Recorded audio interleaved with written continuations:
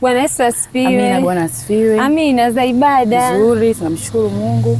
Amen. Ibada ya leo umeionaje? Ibada ya leo kwa upande wangu imekuwa ni njema, imekuwa ni nzuri kwa sababu nimejifunza vitu vingi sana ambavyo vimenisaidia. Amen. Kwenye kujifunza vitu vingi hapo, na jambo moja ambalo nimetamani ni kuulize au tuhojiane kidogo. Katika somo la leo tumefundishwa juu ya ukuu wa Yesu, lakini na heshima yake Yesu kama heshima yake. Na kati ya vitu ambavyo Yesu amevifanya kwa maisha yetu, ametuokoa, ameisha kutoka kwenye ufalme wa giza na kwenda kwenye ufalme wa nuru. Sasa na pia ametusamehe dhambi. Lakini kumekuwa na baadhi ya watu wamekuwa na zile tabia kwamba labda mtu anafahamu background ya mtu ya nyuma, labda mtu alipitia maisha fulani na maisha fulani, wamekuwa wepesi hata mtu anapookolewa dhambi inakuja kanisani na kuamua kumkiri Yesu na kubadilika. Kuna wale watu unakuta wana ile hali ya kushikilia vitu vya nyuma vya mtu na kuwa na ile hali ya kuhukumu.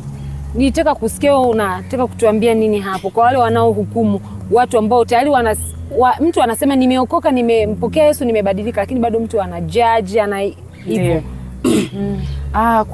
Kwa jinsi ambavyo tumelipokea neno kwa siku ya leo, mtumishi wa Mungu ameongea vizuri sana kwa habari ya kuhukumu kwenye hicho kipengele. Sisi tunavyopokea wokovu, tunakuwa tuna dhambi zetu huko nyuma, au tunakuwa tuna vitu ambavyo tumevifanya huko nyuma ambavyo havimpendezi Mungu. Lakini tunavyoingia katika wokovu, Biblia inasema, neno la Mungu limesema kwamba katika kitabu cha Wakolosai kwamba naye alituokoa kutoka katika nguvu za giza na kutuingiza katika ufalme wa mwana wa pendo lake. Maana yake ni kwamba tunaacha yale ya kale yote, tunaingia katika ulimwengu mpya wa wokovu. Na kwa tabia za Mungu wetu huyu ambaye tunamwabudu, ni Mungu ambaye haangalia zamani. Biblia inasema kwamba tazama ya kale yote yamepita, yamekuwa mapya. Kwa sisi tunapookoka, Mungu hatuhukumu tena kwa mambo ya zamani.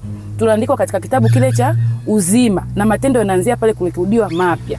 Kwa hiyo kama kuna mtu anamhukumu mwenzake kwa sababu kujua background, labda huyo mtu alikuwa mwizi, alikuwa msengenyaji, huyo mtu ameshaokolewa. Yale ya zamani yote Mungu ameazika.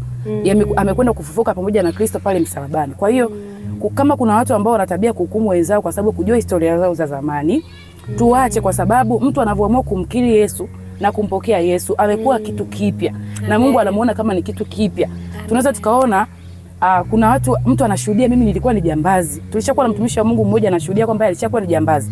Lakini Mungu akamuokoa. Anaposimama kuhubiri, unaona ule upako, ile nguvu ya Mungu ndani yake. Wewe mwenyewe unajiuliza, huyu mtu kweli alikuwa ni mdhambi? Ni kweli alikuwa ni mdhambi, lakini Mungu amefuta kila kitu, amemfanya yule mtu amekuwa mpya, amekuwa safi.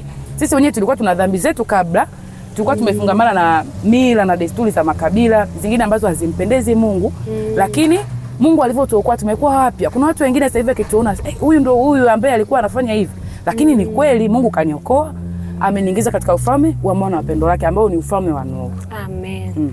Ubarikiwe sana. Nashukuru kwa muda wako. Amina. Barikiwe sana, uwe na Jumapili njema. Amina, nashukuru pia. Uwe na Jumapili njema. Amen.